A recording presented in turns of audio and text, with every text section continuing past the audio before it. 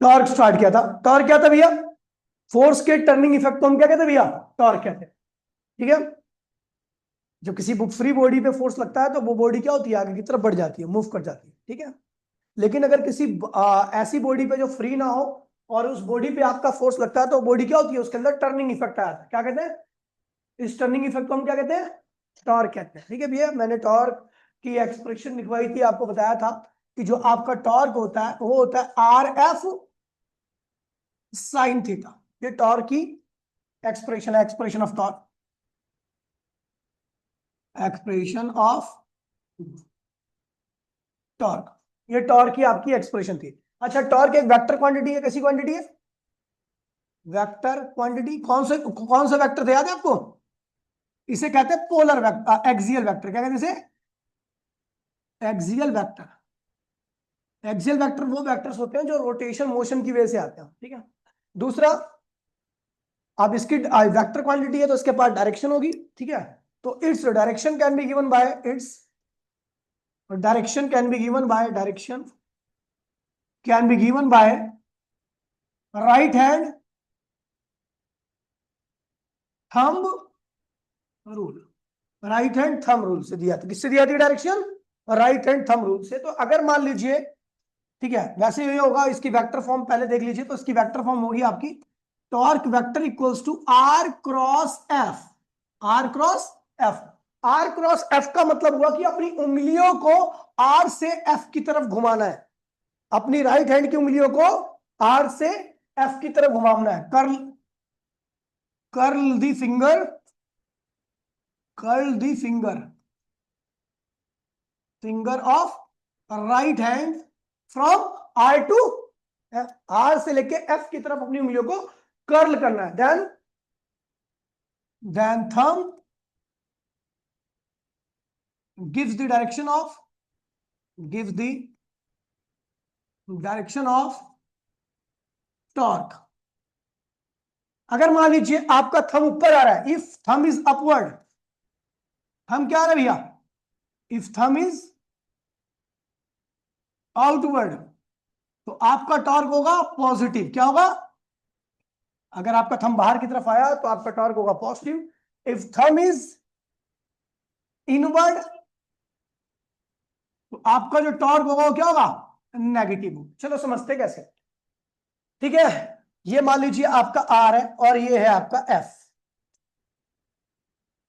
ठीक है, आप आर से एफ की तरफ अपनी उंगली को घुमाओ तो आपका जो थंब जा रहा है कहां जा रहा है? सीधे हाथ की उंगली को आर से एफ की तरफ घुमाओ तो आपका थंब कहां जा रहा है? इनवर्ड, है ना? तो इस केस में जो आपका टॉर्क रहेगा वो क्या आएगा? नेगेटिव। ठीक है, टॉर्क क्या आएगा? नेगेटिव। और मान लीजिए एफ ये रहा और आर ये रहा, आप ऐसे घुमाओ उंगली को तो आपका थंब कहां रहा है भैया? बाहर की तरफ। तो थंब क्या आएगा? बाहर आ रहा है तो क्या होगा? टॉर्क क्या होगा? पॉजिटिव। क्या होगा? चलो छोड़ो, मान लो किसी को ये रूल अप्लाई नहीं करने आ रहा, तो भैया ये क्या है? फिजिक्स में सारी एंटी क्लॉकवाइज चीजें क्या होती है? पॉजिटिव। और सब क्लॉकवाइज चीजें क्या होती है? नेगेटिव। तो भैया इस यहां पे रोटेशन कैसे हो रही है? Anti clockwise. अगर एंटी क्लॉकवाइज हो रहा है तो भैया क्या होगा? टॉर्क आएगा आपका पॉजिटिव और क्लॉकवाइज आएगा तो नेगेटिव। बाकी राइट हैंड थंब रूल का इस्तेमाल करोगे तो ज्यादा बेटर रहेगा आपके लिए कि आर, अपनी उंगलियों को आर वेक्टर से लेके किधर मोड़नी है? एफ वेक्टर की तरफ। आज जैसे इस वाले केस में आपने आर वेक्टर से एफ वेक्टर की तरफ आपने उंगलियों को मोड़ा तो आपका थंब कहां जाता? अंदर की तरफ, सीधे हाथ का। तो टॉर्क क्या आएगा? नेगेटिव। यहां पर आपका पॉजिटिव आता क्योंकि थंब आपका बाहर की तरफ आ रहा। समझ गए?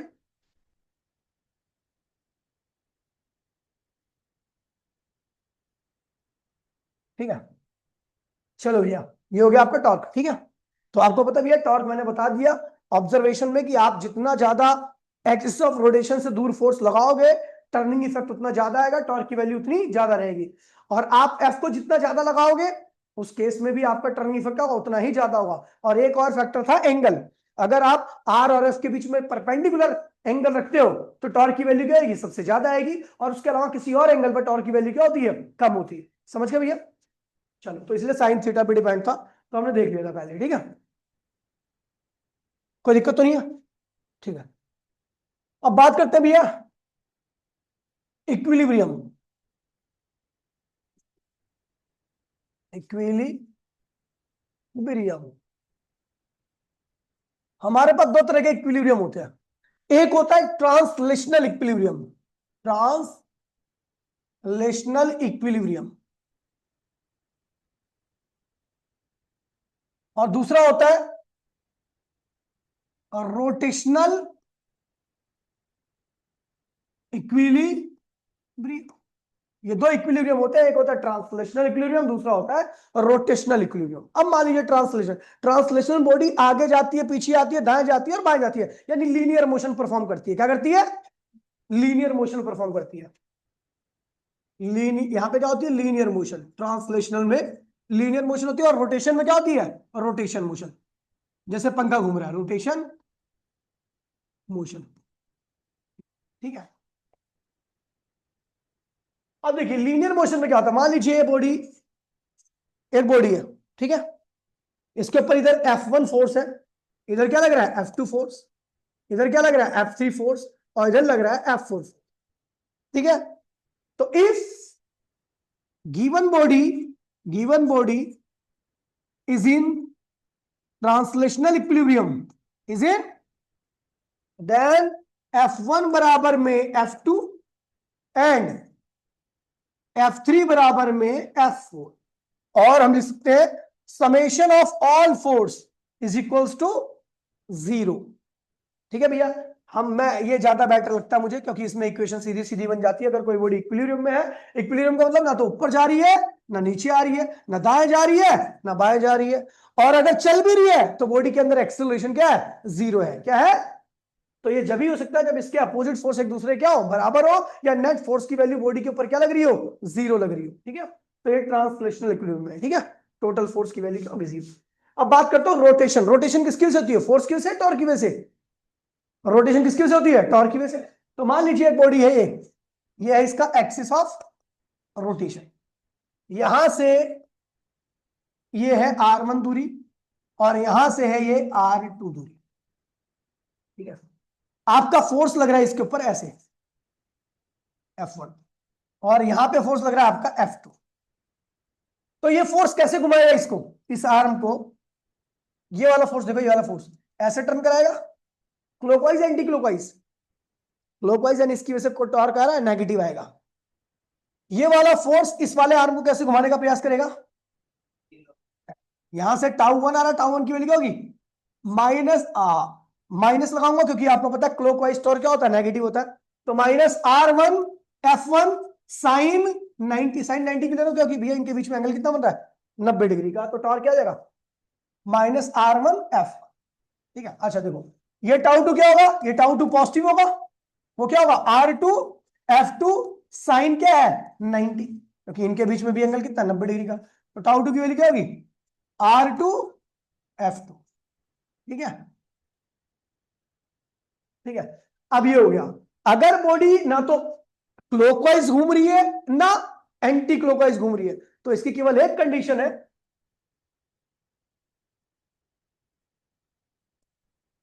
If body is in rotational equilibrium, तो then torque clockwise is equals to torque anti clockwise.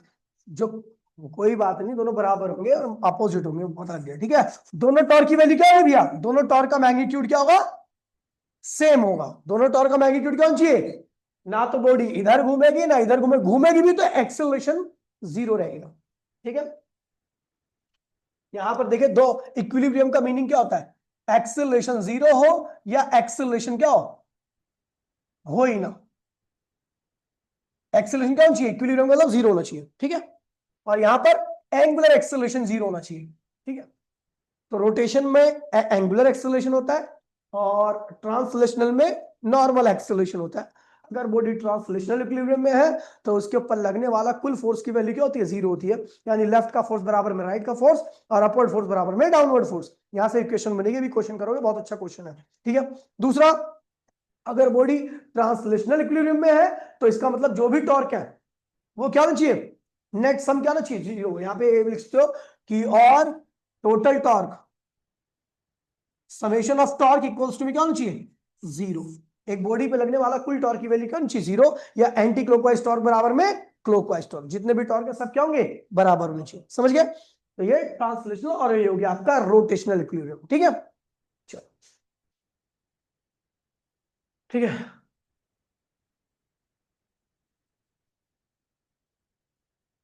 Couple of force अगला टॉपिक है आपका। ठीक है, कपल ऑफ फोर्स क्या है ये देखिए पहले। यदि आर्म पर फोर्स लगाता हूं, ये एक्सिस है, मान लीजिए एक्सिस ऑफ रोटेशन है, एक्सिस ऑफ रोटेशन है, और आपने इधर लगा दिया एफ फोर्स। ठीक है, तो ये तो एक्शन हो गया ना, ये क्या हो गया, और न्यूटन का थर्ड लॉ इसका मतलब यहां पर वैलिड नहीं होगा क्या, होगा वैलिड। यानी यहां पर क्या आना चाहिए, रिएक्शन भी आना चाहिए। क्या आना चाहिए, रिएक्शन। तो इसके जस्ट अपोजिट यहां पे एक्सिस ऑफ रोटेशन होता है, वहां से क्या लगता है, एफ फोर्स, जो कि क्या होता है, रिएक्शन होता है। क्या होता है, अच्छा ये दोनों फोर्स क्या है, इक्वल होंगे। दोनों फोर्स क्या होते हैं, अपोजिट होते हैं। लेकिन यहां पर इसका लाइन क्या है, लाइन ऑफ एक्शन, और इसका लाइन ऑफ एक्शन क्या है, लाइन ऑफ एक्शन। मान लीजिए F1 है, ये F2 है। वैसे आपको बता दूं, F1 का मैग्नीट्यूड जो होता है वो F2 के मैग्नीट्यूड के क्या आता है, बराबर आता है। दोनों फोर्स इक्वल अपोजिट होता है, एक्शन रिएक्शन ना। लेकिन हम देख रहे हैं कि दोनों फोर्स क्या है, इक्वल है, अपोजिट है, लेकिन दोनों का लाइन ऑफ एक्शन क्या है, अलग अलग है। ये वाला फोर्स इस वाली लाइन में लग रहा है, और ये वाला फोर्स इस वाली लाइन में लग रहा है। किसी भी बॉडी के ऊपर आप दो फोर्स लगाओ, दोनों इक्वल अपोजिट हो, और वो एक ही लाइन में लग रहे हो, तो दोनों एक दूसरे कैंसिल कर देते हैं। वो दोनों एक दूसरे के इफेक्ट को क्या करते हैं, जीरो। जैसे मान लीजिए मैं इस कुर्सी को देखो, इस कुर्सी पे एक फोर्स ऐसे लगाया तो उधर से लगा भाई, एक ऐसे लगाया, कुछ हो रहा है इस कुर्सी के अंदर, मतलब हम दोनों फोर्स बराबर है, तो नेट फोर्स क्या हो गया, जीरो। कुछ नहीं हुआ बॉडी के अंदर, ना ट्रांसलेशनल मोशन ना ही रोटेशनल मोशन। चल एक काम कर, मैं इधर लगा रहा हूं तो इधर कर, थोड़ी सी टर्न हुई, मैं इधर लगा रहा हूं तो इधर लगा, तो टर्न होगी पूरी की पूरी। समझे? तो जब एक बॉडी पे दो फोर्स लगे, दोनों फोर्स इक्वल हो, अपोजिट हो, और दोनों का लाइन ऑफ एक्शन क्या हो, डिफरेंट हो, तो वहां पर दोनों फोर्स एक दूसरे को कैंसिल नहीं करते, वो दोनों एक नया इफेक्ट लाते हैं, उसे हम कहते हैं रोटेशनल इफेक्ट। ठीक है भैया, और उन दोनों फोर्स को हम कपल ऑफ फोर्स कहते हैं। क्या कहते हैं, दरवाजे जब आप खोलते हो तो आपका हैंडल पे लगाया गया फोर्स जो होता है वो एक्शन होता है, साइमल्टेनियसली उसी वक्त उतना ही हिंग से क्या लगने लगता है, रिएक्शन। दोनों फोर्स क्या होते हैं, इक्वल होते हैं, अपोजिट होते हैं, और दोनों का लाइन ऑफ एक्शन क्या होता है, अलग अलग होता है। इसलिए दरवाजा क्या करता है, टर्न करके खुल जाता है। मैंने क्या बोला, रिपीट कर, दरवाजे का एग्जांपल था। ठीक है, जब हम रिंच से नट को खोलते हैं तो रिंच पे लगाते हैं फोर्स, जो नेट होता है वहां से आने लगता है उतनी फोर्स का रिएक्शन। वो अलग लाइन में लग रहा है, वो अलग लाइन में, जिसकी वजह से उसके अंदर क्या होता है, रिंच के अंदर टर्निंग इफेक्ट आता है, और उसे टर्निंग इफेक्ट की वजह से क्या होता है, रिंच आपकी घूम जाती है और नेट आपका खुल जाता है। समझ गए भैया? तो ये ध्यान रखना, कह रहे हैं a pair of equal and opposite force acting on a single body, एक ही बॉडी पे लग रहे हैं, but in different line, but in, ठीक है, कंस्टिट्यूट क्या बनाते हैं भैया, कपल बनाते हैं। क्या बनाते हैं, कपल बनाते हैं। ठीक है, a couple has turning effect, couple के पास क्या होता है, टर्निंग इफेक्ट होता है। ठीक है, बट नो रिजल्टेंट फोर्स, इन दोनों का नेट वैल्यू जीरो ही होगी, क्योंकि दोनों इक्वल है, अपोजिट है, नेट फोर्स क्या होगा, जीरो होगा। F1 माइनस F1 क्या होगा, जीरो। लेकिन यहां पर ये टर्निंग इफेक्ट क्रिएट कर रहे हैं, क्योंकि दोनों का लाइन ऑफ एक्शन क्या है, अलग अलग है। ठीक है भैया, द बॉडी, अब भैया नेट फोर्स जीरो होगा, इसलिए बॉडी के अंदर कोई ट्रांसलेशन मोशन, ट्रांसलेशन होते हो सीधा जाना, मूव करना, वो नहीं होगा। लेकिन बॉडी क्या होगी, साइकिल की तरह मूव कर जाएगी। ठीक है भैया, जिस प्रकार से आप हैंडल पे फोर्स लगाते हो और जस्ट हिंग से क्या लगने लगता है, रिएक्शन लगने लगता है, और उसकी वजह से पूरी की पूरा गेट क्या होता है, टर्न हो जाता है, खुल जाता है। समझ गए भैया? इसे कहते हैं कपल ऑफ फोर्स। समझ गए, कपल ऑफ फोर्स क्या होते हैं, when two equal and opposite forces act on a same body but different line of action. ठीक है भैया, तो ये नेट फोर्स तो इनका जीरो होता है, लेकिन लाइन ऑफ एक्शन अलग अलग होने की वजह से ये दोनों बॉडी को टर्न करा देते हैं। क्या करा देते हैं? ठीक है भैया, इसी को हम क्या कहते हैं भैया? Couple of force. और इस टर्निंग इफेक्ट को हम क्या कहते हैं भैया? टॉर्क। क्या कहते हैं? कहीं पर भी आप देखोगे दो फोर्स इक्वल अपोजिट लगाओ, लेकिन लाइन ऑफ एक्शन अलग अलग हो तो बॉडी मूव नहीं करेगी, वो घूम जाएगी। समझ गए ईशान? ठीक है, आगे बढ़ते हैं।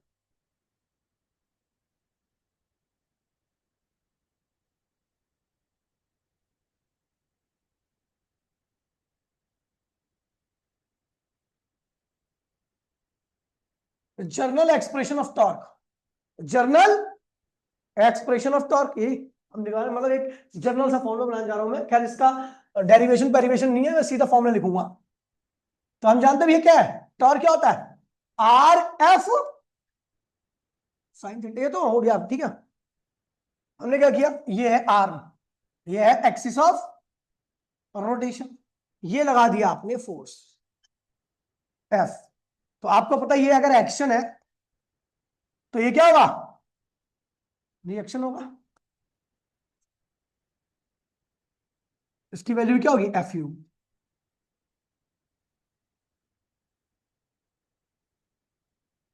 क्या लिखा? रिएक्शन। क्या बन गया? कपल ऑफ फोर्स आ गया, ये इस बॉडी को टर्न कराएंगे। हमें पता टर्न कराएंगे, टर्निंग इफेक्ट को हम क्या कहते हैं भैया? टॉर्क कहते हैं। क्या कहते हैं? टॉर्क। टॉर्क का फॉर्मूला क्या है? आर क्या है भैया? ये है ना, ये क्या है? आर। और एफ क्या है? कौन सा फोर्स? दोनों में से कोई सा एक फोर्स। साइन थीटा भी लगा, लेकिन साइन थीटा एक नंबर है तो उसको हम कुछ बोल नहीं सकते, वो नंबर बदलता रहता है। ठीक है, तो टॉर्क का फॉर्मूला हो गया। देन टॉर्क क्या होगा? टॉर्क होगा, दो फोर्स है लेकिन फॉर्मूले में केवल क्या है? एक फोर्स। हम लिखेंगे आइदर फोर्स। क्या लिखेंगे? दोनों में से कोई सा एक force.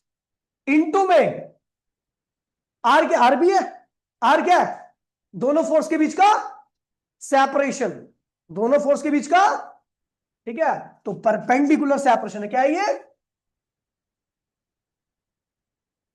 Perpendicular separation in between force. ठीक है भैया, तो ये टॉर्क की क्या आ गई भैया? एक जर्नल फोर्स फॉर्म आ गई। ठीक है, इस फॉर्म का हम इस्तेमाल बहुत जगह करेंगे। टॉर्क का जब भी फॉर्मूला मैं बोलूंगा तो आप बोलोगे आर एफ साइन थीटा, और जब जनरल फॉर्मूला बोलोगे तो क्या बोलोगे भैया?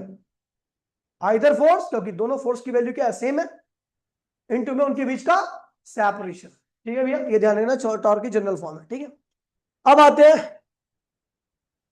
Cartesian form. ये आती भैया polar form, polar form of torque. Torque की पोलर फॉर्म करने आ रहे हैं। ठीक है, टॉर्क की पोलर फॉर्म बहुत आसान है, कोई दिक्कत नहीं है। ठीक है, देखिए ये हमारा कोऑर्डिनेट एक्सिस है, ये एक्स है, ये वाई है, और ये क्या है? जेड है। हमने एक आर्म, हमारे पास एक आर्म है, ठीक है, ये आर है। ठीक है, हमने इस आर के ऊपर इस तरीके से फोर्स लगाया। ठीक है, समझ गए?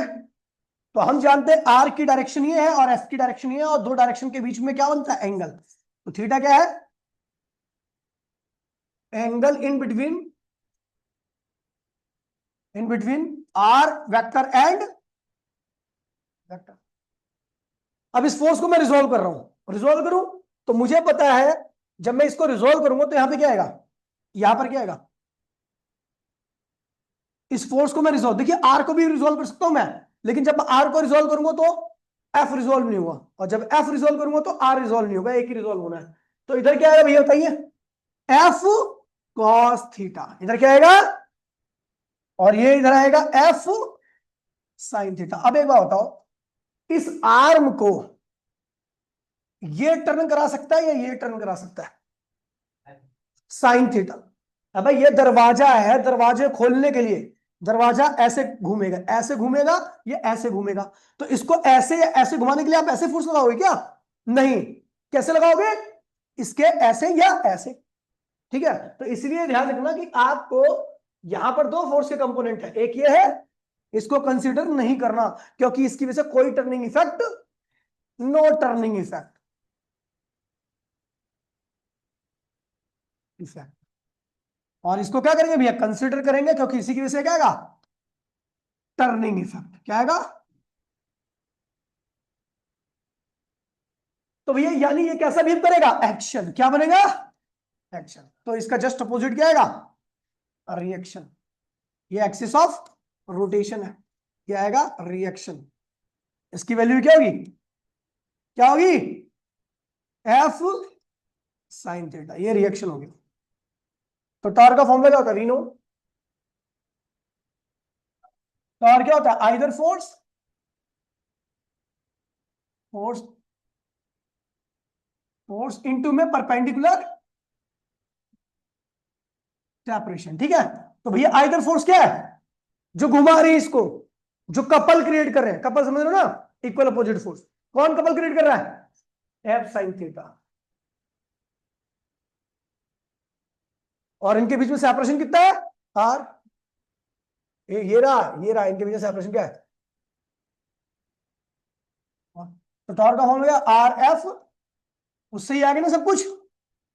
इसे कहते हैं भैया पोलर फॉर्म। ठीक है भैया, पोलर फॉर्म। अगला आता है भैया कार्टेशियन फॉर्म। क्या आता है,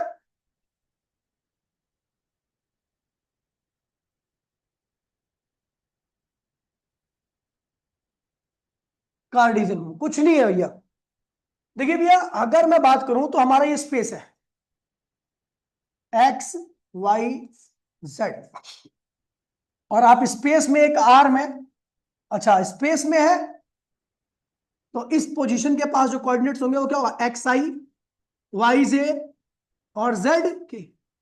और इसके हुए आर में, इसके ऊपर मैं फोर्स लगा रहा हूं एफ वेक्टर। ये भी क्या स्पेस में लग रहा है, तो इसके पास भी क्या होंगे, तीन कंपोनेंट होंगे, एफ एक्स, आई कैप एफ वाई, जे कैप एफ जेड, के कैप। तो जो टॉर्क आएगा, देन टॉर्क, टॉर्क क्या होता है भैया, क्योंकि ये वेक्टर फॉर्म में दे रखे हैं, तो टॉर्क क्या होता है, आर क्रॉस एफ वेक्टर, यानी आर और एफ का क्रॉस कीजिए। क्या कीजिए, तो आई जे के, पहले क्या आएगा, आर, आर के नंबर लिखो। आई के साथ क्या लगा हुआ है, एक्स। जे के साथ क्या लगा हुआ है, वाई। और के साथ क्या लगा हुआ है, ऐसी एफ का सारा नंबर लिखो, F X F Y F Z. और करो क्रॉस भैया, बताओ मेरे को क्या आएगा, कॉपी में करो भैया सारे। बिल्कुल भैया।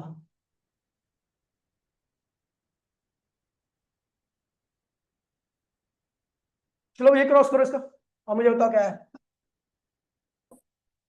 देखिए, पहले इसको छुपा दीजिए और इन दोनों को क्रॉस कीजिए। जे क्रॉस के क्या होता है, आई। क्या होता है, तो इसका जे क्रॉस के तो आई हो जाएगा, लेकिन इसका क्रॉस इसके साथ, इसका क्रॉस इसके साथ, बीच में क्या आएगा, माइनस आएगा।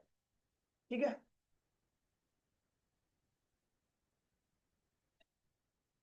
हमने वही किया। हमने पहले लिख दी जे, जे और के का क्रॉस किया तो क्या आ गया, आई आ गया। फिर जे के और के नंबर का क्रॉस करेंगे, तो जे का इसका इसके साथ क्या होगा, Y F Z minus Z F Y. फिर हम इसको छुपा देंगे। ठीक है, फिर हम आई और के का क्रॉस करेंगे। आई क्रॉस के क्या होता है, माइनस जे। क्या होता है, माइनस जे। इसके नंबर का इसके साथ, x F Z minus Z F x. फिर इसको छुपा देंगे, आई और जे का क्रॉस करेंगे। आई क्रॉस जे क्या होता है, के। क्या होता है, और इनके नंबर का भी कर देंगे, तो क्या होगा, X F Y minus Y F x.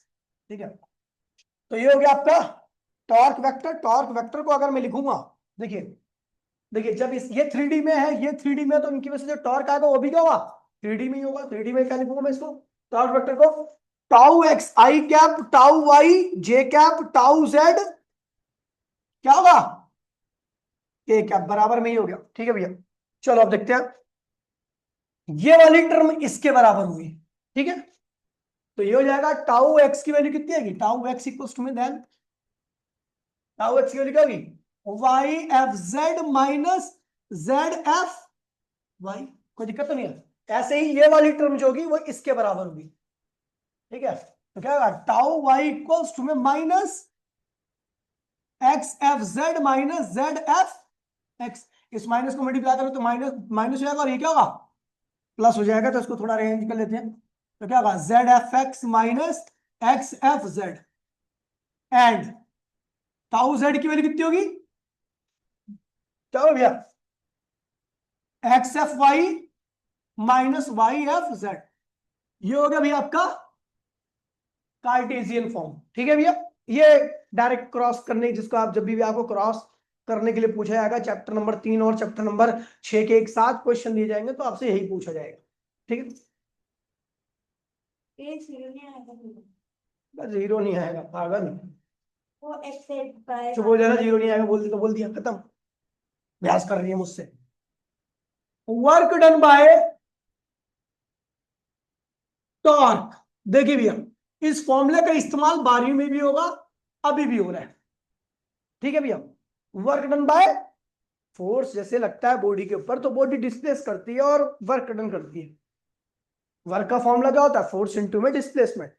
ऐसे ही जब टॉर्क किसी बॉडी को लगेगा तो वो बॉडी घूमेगी, घूमेगी तो क्या वर्क नहीं करेगी, करेगी भैया, क्योंकि घूमने भी तो वर्क हो रहा है, एनर्जी वेस्ट हो रही है, जहां एनर्जी वेस्ट होती है वहां वर्क होता है, तो घूमने पर भी वर्क होता है। तो उस वर्क का फॉर्मूला फोर्स इनटू में डिस्प्लेसमेंट नहीं होता, वो दूसरे तरीके से आता है। ठीक है, तो देखते हैं चलो कैसे आता है। तो मान लीजिए ये एक्सिस ऑफ रोटेशन है, क्या है ये, और आपने इसके ऊपर फोर्स लगाया और ये आर्म इधर से इधर चला गया।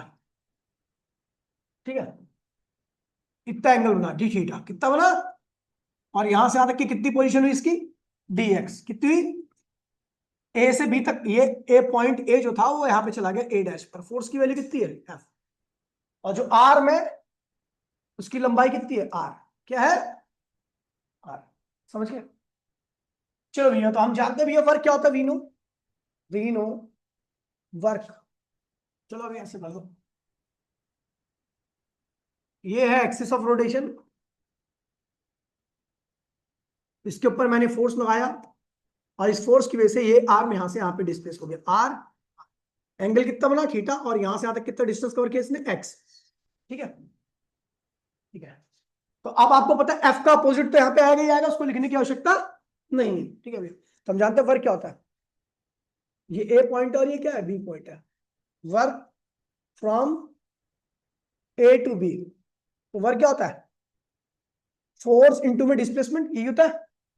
अच्छा एक्स क्या है, इस सेक्टर सर्कल का आर्क है, इस सेक्टर सर्कल का, और आर क्या है इस सेक्टर सर्कल की, और एफ क्या इसके ऊपर लगना फोर्स है। ठीक है,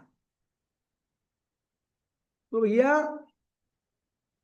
हमें पता है एक्स आर क्या होता है, रेडियस इंटू में एंगल होता है। किसको किसको पता है भैया, ये जो आर्क होता है वो रेडियस और एंगल के प्रोडक्ट के क्या होता है, बराबर होता है मैथ्स में। ठीक है, तो यहां पर अगर आप देखोगे तो आर की वैल्यू किसके बराबर है, एक्स के, रेडियस क्या है आर, और एंगल कितना है थीटा। सो हम इसको वर्क को क्या लिखेंगे, एफ एक्स की जगह पे क्या लिखेंगे, आर इंटू में थीटा, आर इंटू में भैया एफ क्या है फोर्स है, और आर क्या है आर्म है, और आपको पता है अगर ये एफ यहां पे आ रहा है तो एफ इधर भी आएगा यार।